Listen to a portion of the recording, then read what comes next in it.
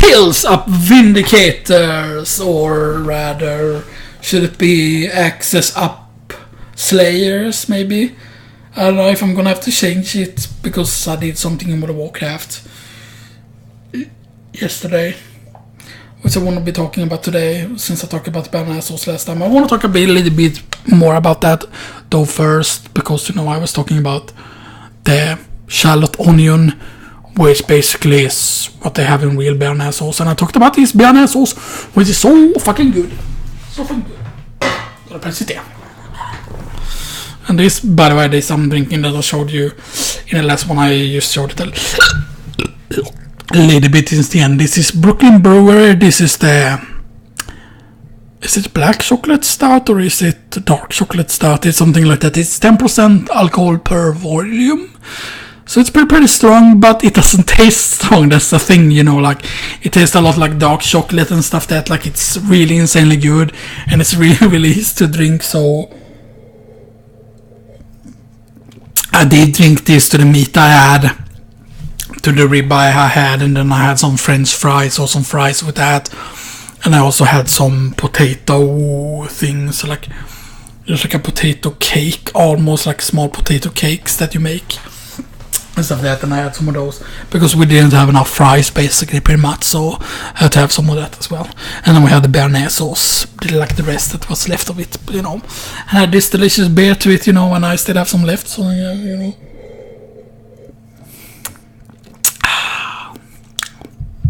like, it's really, really very good taste. Like, you don't want to use like when you drink this, this is something that's very, very, very enjoyable taste. It's actually quite bitter, but that's like the bitterness is like the dark chocolate side of the bitterness. It's hard to explain this. Like, it's like from a Brooklyn brewery. I believe it's from New York, actually, this specific brewery. And this brewery has actually won quite a lot of prizes for many of the different drinks, stuff that. This is basically like a stout, pretty much, and it's really, really strong, But the thing is, like, you don't feel like it's 10%. You almost feel like it's 4.5% alcohol per volume, something like that. But it is 10%. It is 10%. There's no mistake in that. But like, and that's like something like really good alcohol drinks, like. They can have like a really, really high percentage, but then when you drink it, it's easy to drink. And those things can become really, really dangerous because it's really easy to drink too much of stuff like that, like to be like, like just like, go insane about it, because, like, it tastes good, and you don't feel like, oh, this is like too strong or whatever, you feel like, oh, it feels like a 4.5% beer, but you cannot like chug it like you can like with 4.5%, alcohol per volume, like beer and stuff that you cannot do that with something that's 10%, like, unless you're Russian, then you're like, vodka, and then you're vodka Popinski. In Punch Out. But then of course when it came to a lot of European countries and Americas, they censored it and it became Soda Popinski. Like, what the fuck? Soda Popinski. Yeah, you're telling me a Russian athlete with big muscles, big strong man is gonna be like, yeah, I'm gonna drink this soda. Like, no, you're not gonna be drinking soda. You're gonna be drinking vodka, and you're gonna like smash yourself with your, and then you smash the bottle against your arm, and then it's blood dripping all over, and then you mix the blood into the vodka, and then you drink it, and then you're a real strong man, and you're like, wow, look at my muscles, I can't lose. That's how the Russians are. No, but the Russians are pretty crazy, They're pretty crazy with their drinking, like they can drink like no other, like a lot of Russians. But I mean, like, it's because, like, in Russia they eat a lot of really, really fat food, and it not only has to do with the temperature in a lot of places. Yes, I know it's not super, super cold everywhere in Russia. There are some places that are pretty okay, but I mean, like, Russia is so large, like, the very, very eastern end of Russia is over in Asia, pretty much. So, yeah, there's something, and stuff that, but, like, I don't mind Russian people, even though, I mean, like, they are in World of Warcraft in PvP, a lot of them are really good, and it's really, really frustrating when you have, sometimes when I play with other English people and stuff that, like, and they just give up as soon as they see Russians. It's just like, the Russians aren't really that hard to beat. There are certain Russian players who are really, really good at the game, but then there's a lot of Russians who are really, really bad, mainly the kiddies. You know, because, you know, if you encounter Russian players in HOTS, they are normally, like in Heroes of the Storm, they are extremely toxic. And they just got blyat, or like sika blyat. And blyat, I believe, is a swear word or something like, I don't know what exactly what it means, but it probably means like retard or something like that. Something similar, I'm guessing. Or maybe they're not swearing at all. Maybe that's the weird thing, like their language, it sounds like to swear. Maybe they're saying nice stuff about you know, imagine if that is the thing, like they're actually complimenting someone and they're like, stop fucking swearing. You know, like, but it's just because like the whole Cyrillic language, like you know, like it's just like a lot of times it's so weird. Like the Russian speaks in Russian, and certain Russians don't even have Russian names. And then you're like, but can't they speak English? Then why are they trying to speak Russian to their teammates when the teammates aren't Russian? Like, I never get that. Like, do they think that everyone on the earth speaks Russian? Like, I live in Soviet Russia. It's the only country on the earth. Well, maybe they do think that. And here with special guest, President Putin. No, you don't want to mess. Da, you want to mess with me? I spit hot burst while I'm crushing this beat. Like we balling in Cuba, schooling every communist suka. And that suka is the thing that they say, you know, like a swear word, you know. You know. I guess suka could be swine, then like communist swine or something like that, maybe. Maybe that's what it is. You know, so yeah. You know. It's really cool, you know. I would like to have Russian friends, actually. That would be pretty cool, you know, because, you know, like, you know, it's pretty cool over there in Russia, you know.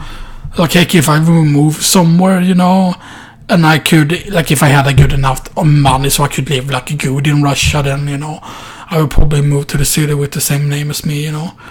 Or, like, the same first name, like St. Petersburg. I would move there, you know. That would be pretty fucking cool, you know.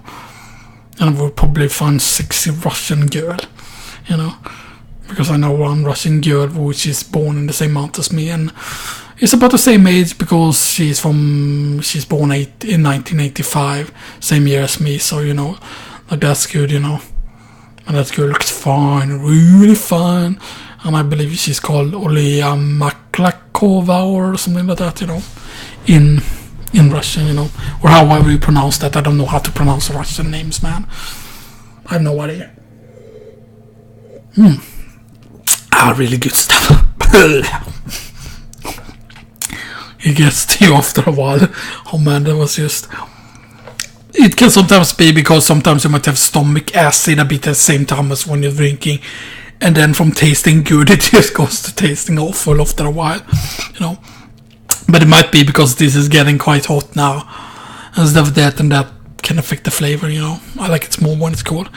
Actually, let me drink some water now. I haven't drinking a lot of water today. I mean, if you don't drink water for a long time, then, you know, then that can make things taste worse, you know. So, yeah.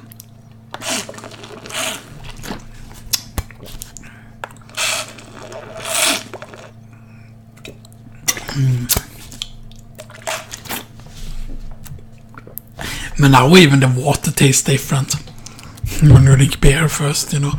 The water kind of gets like an aftertaste to it. But yeah, so there's been quite a lot of calls on so far. I actually made a comment on it on my channel. I still haven't posted a video for today because I'm recording this, obviously. Let me update here again. Because there were 42 calls, I believe, last time I checked. And I don't know if there's more. Like, they're gonna do a dump of cards on Facebook. And I don't know if they've done any more. That actually, let's count these. 1, 2, 3, 4, 5, 6, 7, 8, 9, 10, 11, 12, 13, 14, 15, 16, 17, 18, 19, 20, 21, 22, 23, 24, 25, 26, 27, 28, 29, 30, 31, 32, 33, 34, 35, 36, 37, 38, 39, 40, 41, 42. It's still at that. And then there's 3 cards here which are tokens, which basically are the quest rewards. There's the Druid quest reward, which is a dinosaur, a weapon quest reward, which is the quest reward the warriors get, which is so fucking good. They finally get to Sulfuras, which is similar to the Sulfuras that Ragnaros actually uses in one of the battles you can do against him. I'm gonna actually reveal what the Sulfuras is here for you who are really interested, because I really like the Sulfuras weapon. It's a 3 mana for 2 weapon. Battlecry, your hero power becomes late damage to a random enemy. Yes, you get the Ragnaros effect. And like the thing is, you like, of course, you cannot play the hero effect the same turn as you play your Sulfuras weapon, sadly. But I mean, the turn after that, you know. But that also makes it so that your battle cry will be that forever, even after the weapon dies, which is just fucking insane. So you won't be able to armor up anymore, but you still be able to get armor from like things like shield block and from minions that can give you armor and stuff like that. So yeah. But yeah, like getting the Ragnaros effect, that's kinda, you know, why missing Ragnaros as card isn't gonna be that big a deal, at least not for warriors. And that's kinda, I think, because Sulfuras felt like it fitted in with warriors so much because of the hammer, you know, bringing down the hammer. Although a hammer is more a paladin thing, you know, but that's just, you know. But, you know, dwarves is what fits the best with hammers, you know, because, you know, iron breakers. Shields up, iron breakers, this is Rurikon. No. Because, you know, speaking of dwarves. Here's my dwarves. Where are my dwarves? Dwarf. Yeah, det har hänt.